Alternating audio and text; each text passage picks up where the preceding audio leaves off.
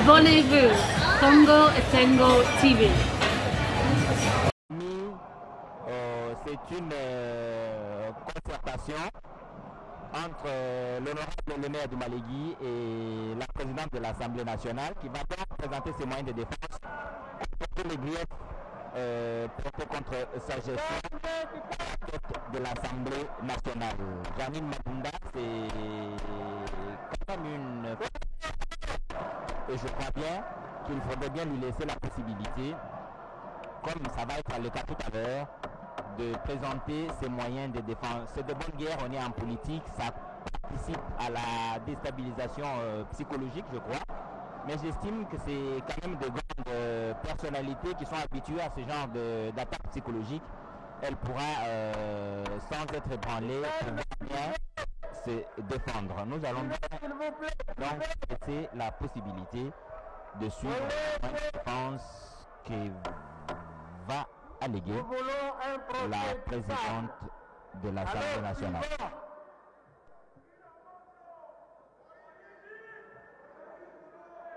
Collègues, s'il vous plaît.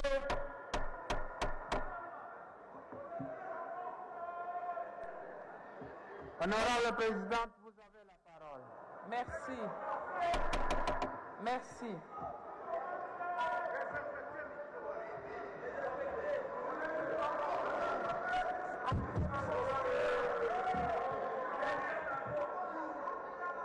Honorable doyen d'âge, laissez-moi poursuivre. Honorable doyen d'âge et président. Voilà, laissez-moi poursuivre aussi. Honorable doyen d'âge et président, merci pour votre élégance de m'avoir appelé encore honorable président.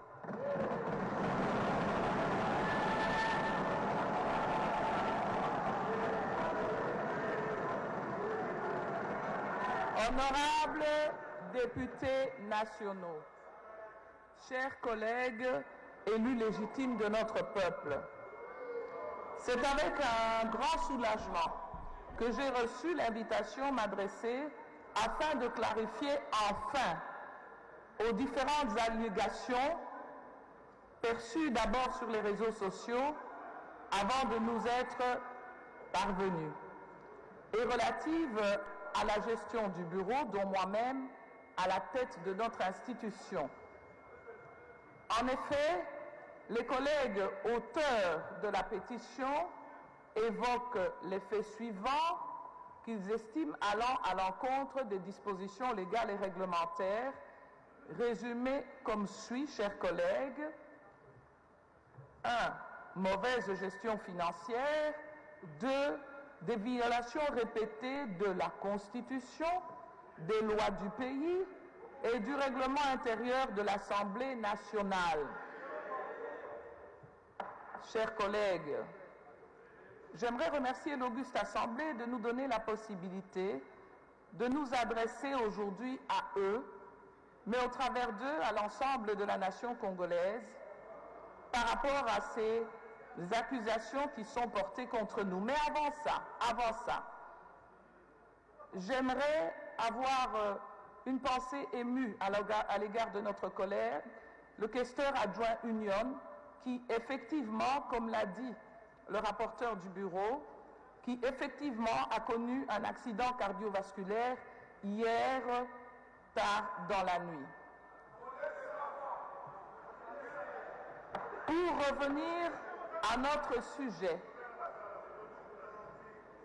et je n'aimerais pas me rire de la maladie d'autrui qui peut nous arriver aussi, pour revenir à notre sujet, en ce qui concerne la recevabilité, la pétition en question ne mentionne pas le nombre exact de ceux qui l'ont signé, tantôt le texte ne dit rien, tantôt il parle de plus de 250 pétitionnaires, mais en voyant les signatures, nous notons que le dernier numéro est 251, sans compter les noms biffés ou raturés. Mais là n'est pas le problème, car il ne me semble pas, dans ma nature, d'échapper à toute piste d'explication et de clarification.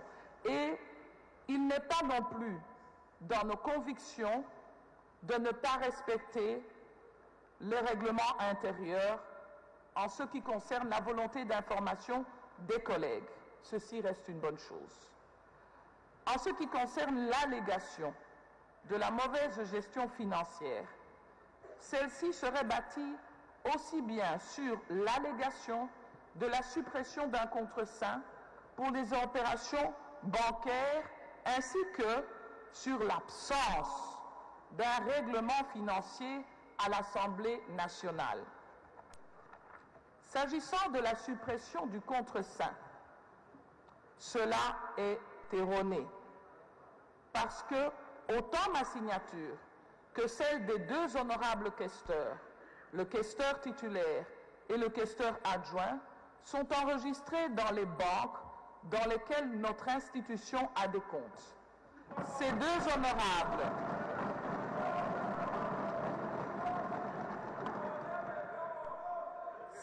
honorables signent les opérations bancaires et ce, depuis 2019 à nos jours, comme l'attestent certains documents que nous pourrons mettre à votre disposition.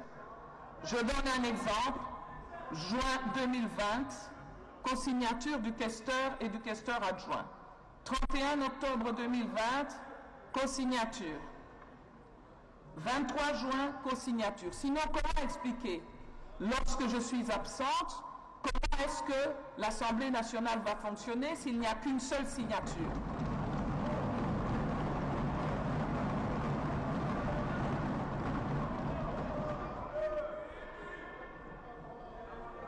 Ces documents existent et montrent clairement que les mouvements bancaires pour la paye ou les retraits de fonds pour alimenter la caisse de l'Assemblée nationale sont autorisés par les responsables financiers de notre bureau et non exclusivement moi.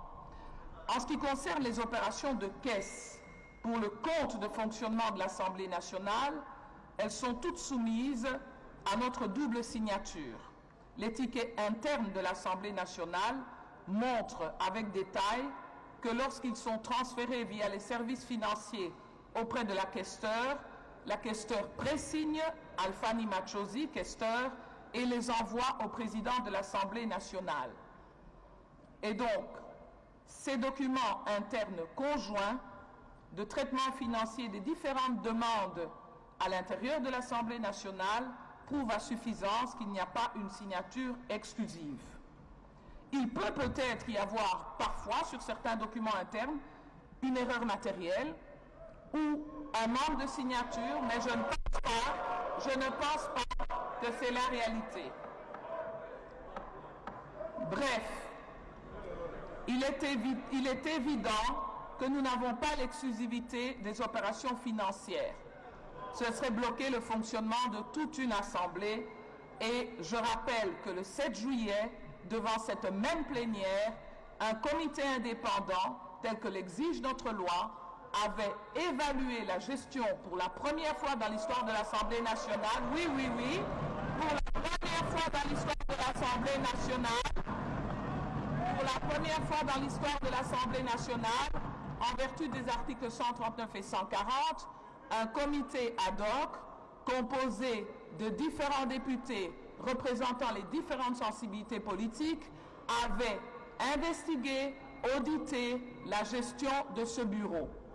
Et ce rapport a été présenté et adopté le 7 juillet en plénière par vous tous ici présents.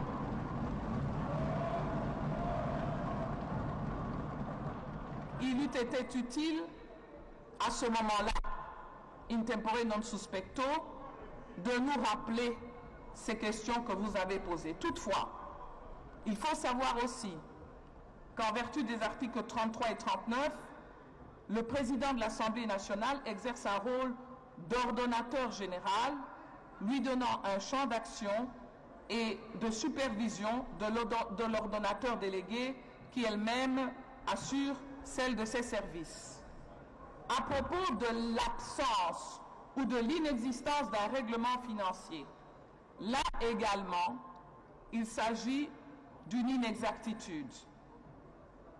Il est possible que les collègues qui aient fait allusion à cette absence ne soient peut-être pas au courant de l'existence d'un règlement financier. Y a-t-il un règlement financier à l'Assemblée nationale? Quand nous sommes arrivés, avons-nous trouvé un règlement financier? Oui, il existe un règlement financier qui est d'application au sein de notre institution depuis la première législature de la Troisième République. Ce texte date de 2010. Nous l'avons trouvé laissé par nos prédécesseurs, alors que nous avons tous voté ce règlement intérieur dans les législatures passées. Ayant fait le constat, ayant été moi-même, à la suite de certains députés qui sont venus ici, ayant été moi-même surprise et ayant fait rapport au bureau de l'existence d'un règlement financier datant de 2010, nous avions pris l'initiative de réexaminer ce règlement financier compte tenu de ce constat de désuétude, et nous avions sollicité une firme extérieure, un bureau recruté de façon tout à fait indépendante, KPMG, pour donner ses avis sur ce texte qui avait déjà été utilisé précédemment par mes prédécesseurs. Et il est ressorti de l'expertise de cette fiduciaire que ce règlement financier n'était plus adapté et qu'il nécessitait plusieurs améliorations. C'est ainsi que votre bureau avait sollicité des propositions d'amendement de ce règlement financier en travail et en synergie avec les services financiers de l'Assemblée nationale pour obtenir des amendements. Compte tenu du fait que l'Assemblée nationale a sous sa tutelle une structure technique de longue expérience dans l'examen de ce type de règlement, les services de la Cour des comptes ont été également sollicités et les documents existent pour revoir le travail de nos services et de la dite fiduciaire. Cette façon de procéder avait l'avantage également d'intégrer les spécificités et les nouvelles modalités liées à la gestion des finances publiques. Divers courriers en font foi. Chers collègues, je voudrais vous dire aussi que, en ce qui concerne, en règle générale, les questions liées à ces préoccupations d'ordre financier et certaines faiblesses ou failles de non-mise à disposition de tel ou tel avantage, il vous a été fait régulièrement rapport des difficultés et arriérés financiers dont l'Assemblée nationale était l'objet du fait de retards élevés au niveau du gouvernement. Nous en avons même parlé publiquement lors d'interviews. Et donc ceci a un impact aussi parfois sur le traitement de certaines situations. Dans cet effort de clarté, lorsque nous avions trouvé que nous étions dans ces difficultés de non-mise à disposition de la dotation de l'Assemblée nationale, nous avions associé non seulement l'ECOFIN, mais aussi le groupe C26 auquel appartient M. Maembo, pour aller voir de façon transparente auprès des services du gouvernement ce qu'il en était. Et nous les en remercions. En ce qui concerne le cas repris à l'article 25, alinéa 3 de notre règlement intérieur, pouvant entraîner donc la déchéance d'un membre du bureau, je relève ce qui suit. Les collègues pétitionnaires reprochent au bureau la non-inscription de certaines matières à l'ordre du jour sans préalable les soumettre à la conférence des présidents. Je prends à témoin les membres de la conférence des présidents. Avant l'inscription de toute matière à l'ordre du jour, celle-ci recueille l'assentiment de ses membres en général. De même, en ce qui concerne l'accusation formulée contre ma personne relative au refus de participer à la cérémonie de prestation de 3 juges constitutionnels, je rappelle à votre attention que cette décision a été prise au cours de la conférence des présidents le 20 octobre 2020, sanctionnée par communiqué. Concernant l'observation sur la non-inscription à l'ordre du jour de certains textes ou rapports, nul n'ignore, comme nous tous dans d'autres institutions, qu'à partir de mars 2009, des mesures drastiques liées au Covid-19 ont perturbé le fonctionnement normal des institutions et le rythme de traitement de nos travaux. C'est une évidence qui s'est appliquée aussi bien à nous qu'au gouvernement et à d'autres institutions. L'Assemblée nationale et le Sénat avaient du reste pris en son temps des formats réduits de plénière.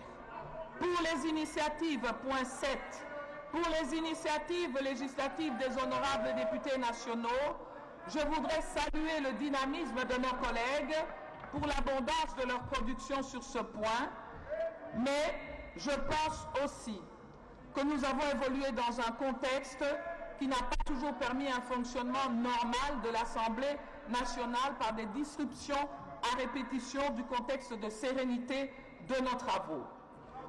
Je rappelle aussi que dans la séance du 19 novembre, relative à l'état des différentes initiatives législatives et parlementaires de nos députés, nous avions évoqué ces questions.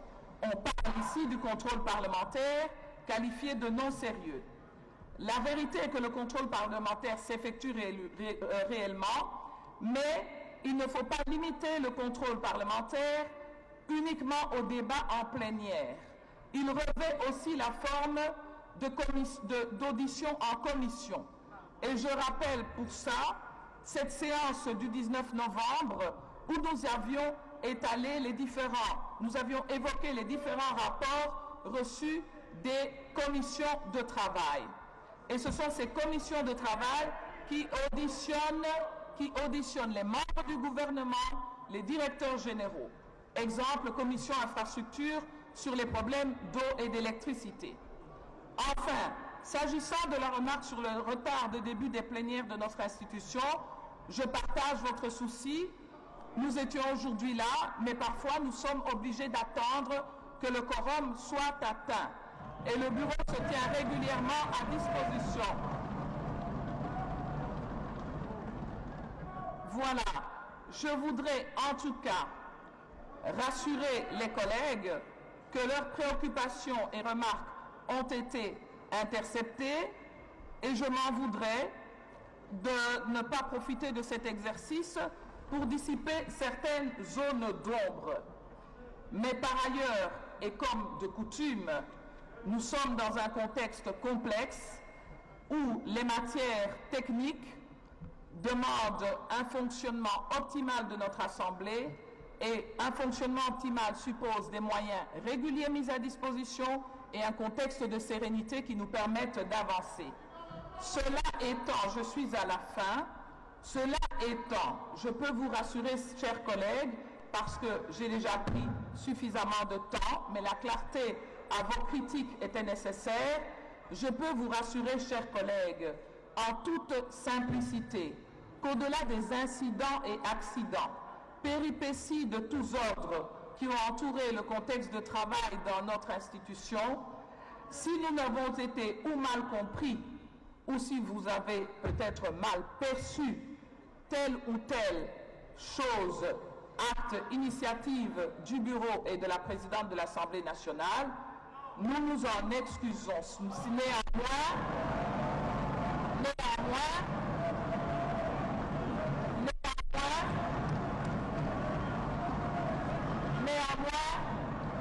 l'Assemblée nationale est une institution complexe avec ses 500 députés et ses 1000 employés que je remercie ici.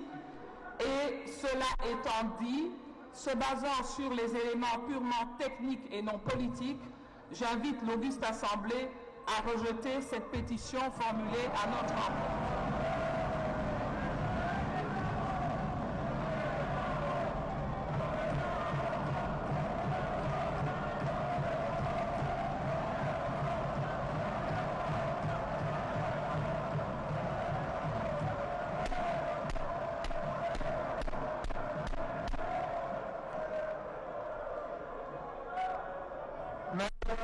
Merci, honorable présidente. Nous passons au deuxième vice-président, honorable Amadou.